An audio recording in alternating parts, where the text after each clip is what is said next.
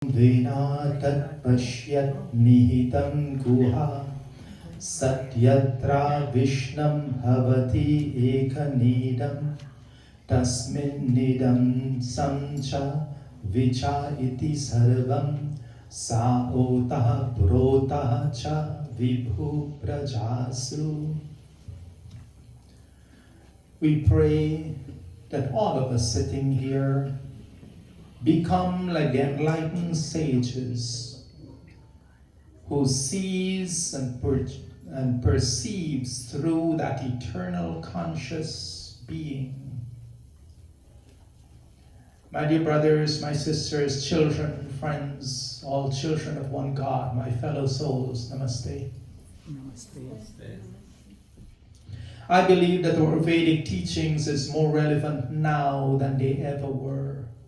I believe that our Vedic teachings is of higher and the highest authority over anything else there is or there ever were.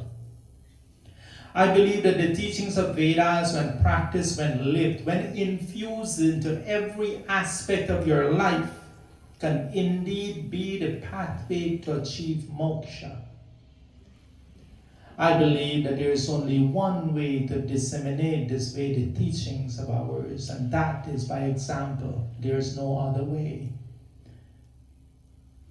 I believe when I teach, when I use the mantra asato ma satgamaya tamso ma jyotirgamaya mrityor ma amritangamaya, that I must first be practicing that mantra in my daily life.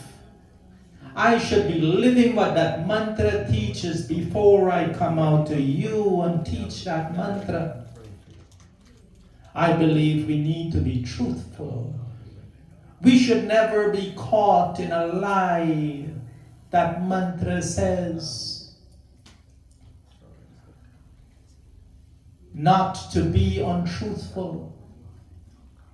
Not making excuses. Excuse is another word for a lie.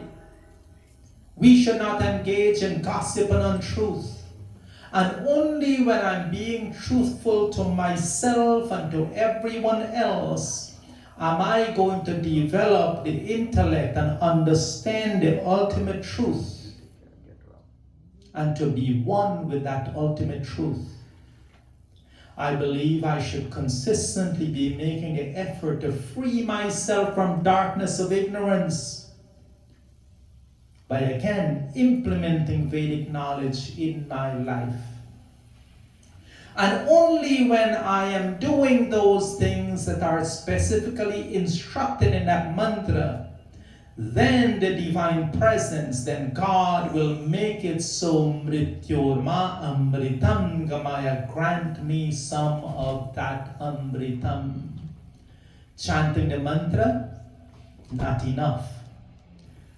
Again, instructions are meant to be followed, not chanted. Many mantras of the Vedas and the Upanishads and shlokas of the Bhagavad Gita are made up of these two parts. The first part, yes, is prayer and worship. The second part is instruction.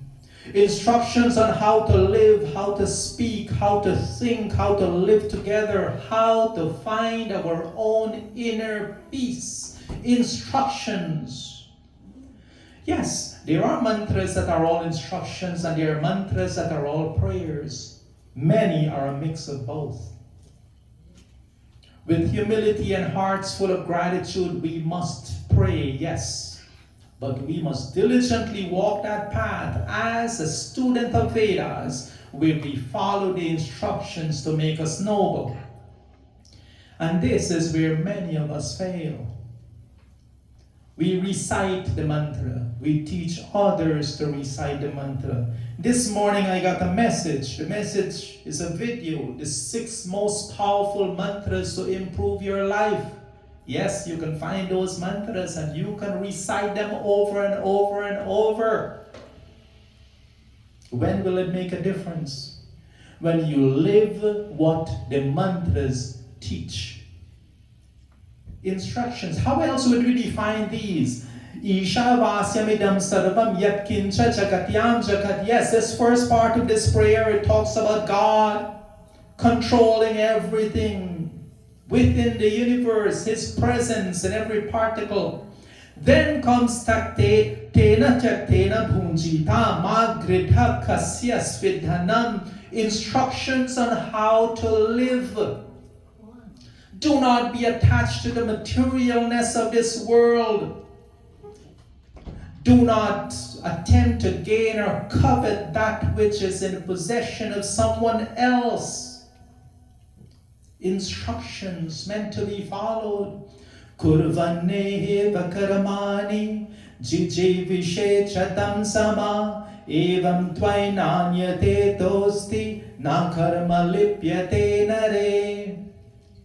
Only by performing noble and selfless deeds should man aspire to live for 100 years. Instructions. Yahatu sarvani bhutani manye vanupashyati sarva bhuteshu chatmanam tato na vijugupsate.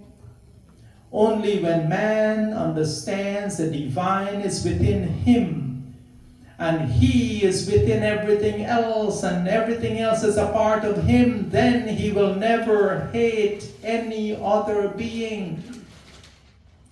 Do you see that these mantras are not just prayers of worship?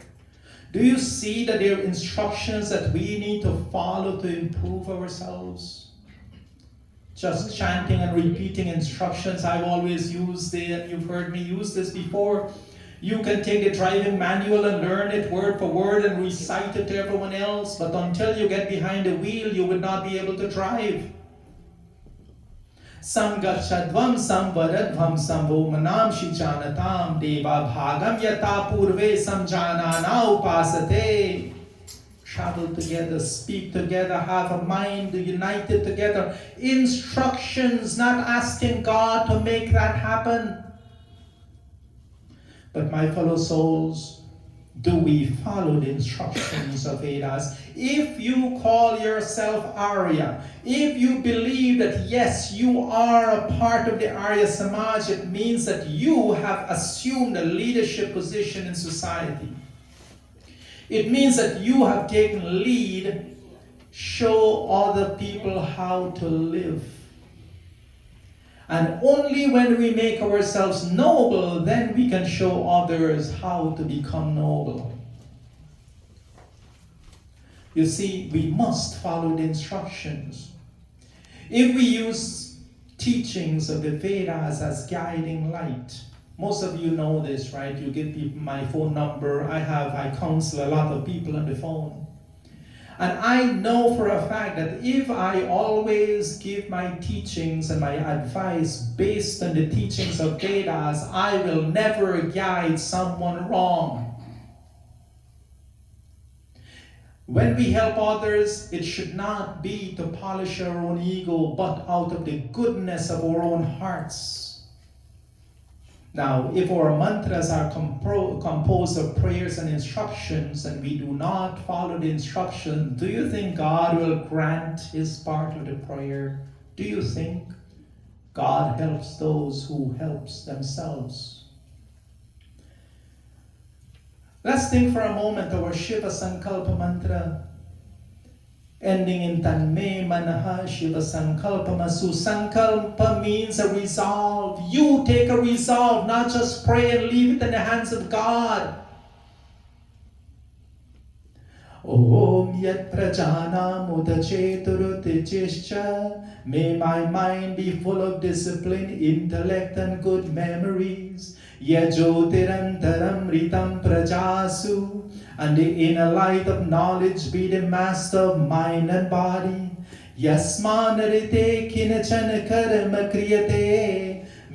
Mind without which no actions can be performed in our lives.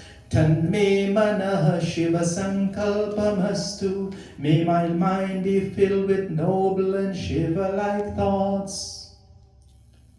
But do we work on establishing discipline in our own lives? Or we leave it in the hands of God? How many of us are actively practicing discipline in our lives? Being timely, being disciplined with food, being disciplined with exercise, being disciplined by the way we think, being disciplined with removing the things we shouldn't be thinking from our minds. And yet we expect God to grant us our wishes and our prayers, and we do not help ourselves. This kind of thinking, my fellow souls, make no sense. You heard me say this before, but you can teach a parrot to chant a mantra 1,000 times, and at the end of the 1,000 recitation, the parrot still remains a parrot. It just knows more words. If we come to Mandir every Sunday and we sing the same bhajans and we chant the same mantras, and we do nothing to implement those bhajans and mantras in our lives, aren't we just the parrot? Be not the parrot. Just like you going home, sitting at your dinner table and asking God for food, you must get up and go and open your fridge and do what it takes to prepare it for yourself. Or you might ask your wife. But you got to help yourself. You see, I posted a video not so long ago about God helps those who help themselves. And I was talking to this young man, and anytime I'm talking to younger people, I always ask them, what is your 5-year plan?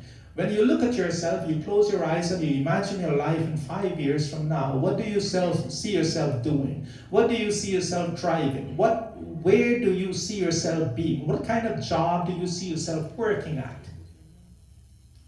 And then when they give me answers or no answers, I ask them the same question, but 10 years out, what do you see yourself doing 10 years from now?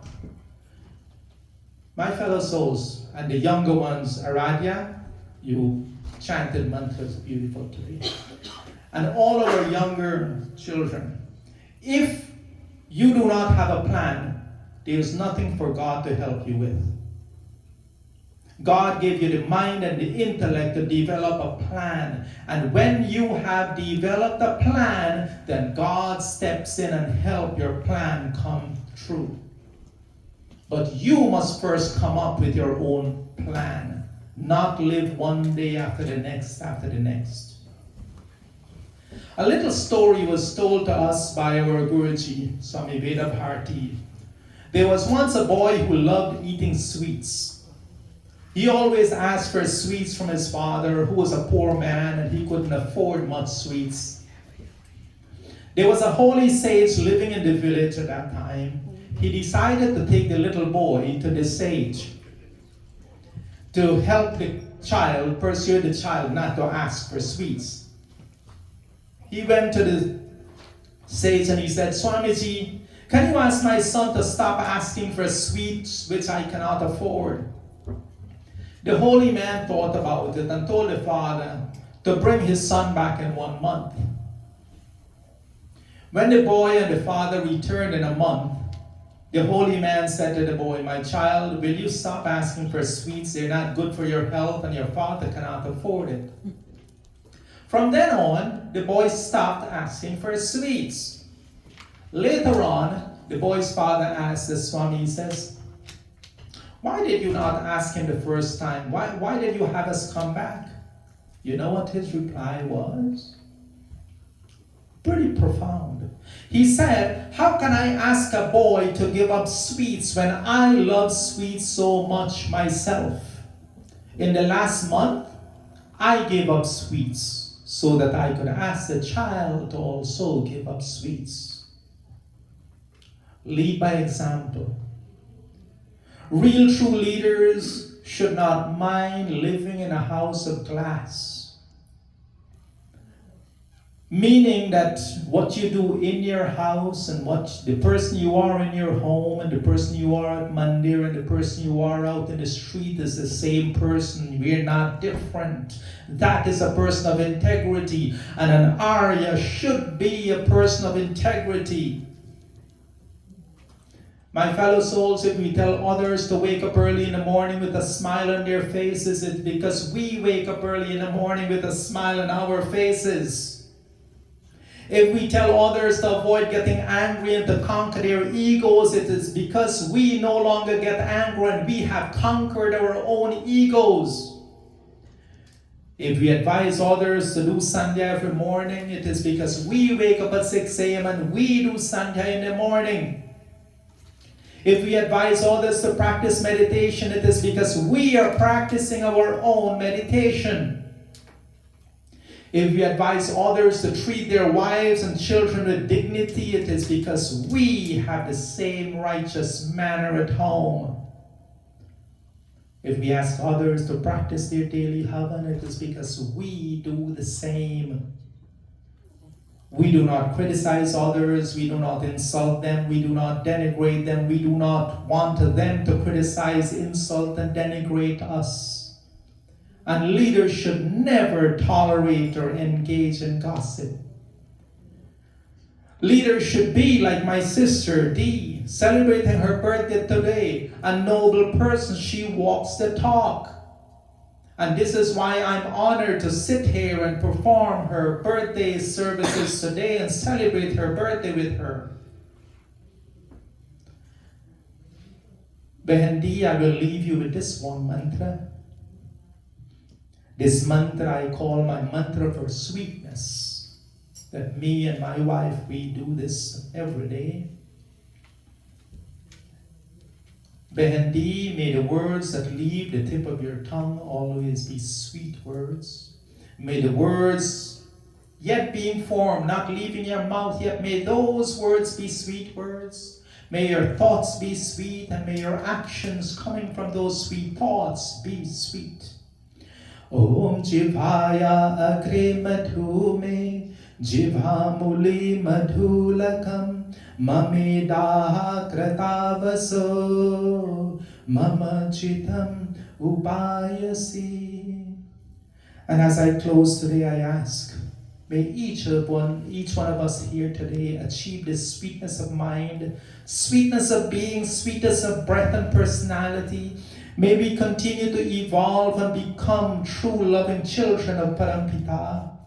May we always be linked to noble thoughts and noble speech and noble deeds. May we achieve purity of character and become perfect children of our perfect Father. And lastly, please remember, there is only one way to lead, and that is by example. With love and humility in my heart, I say namaste to you. Om Purnamadaha Purnamidam Purnat Purnamudachyate Purnasya Purnamadaya Purnameva Vashishyate. Om Shanti Shanti Shanti Om. Namaste.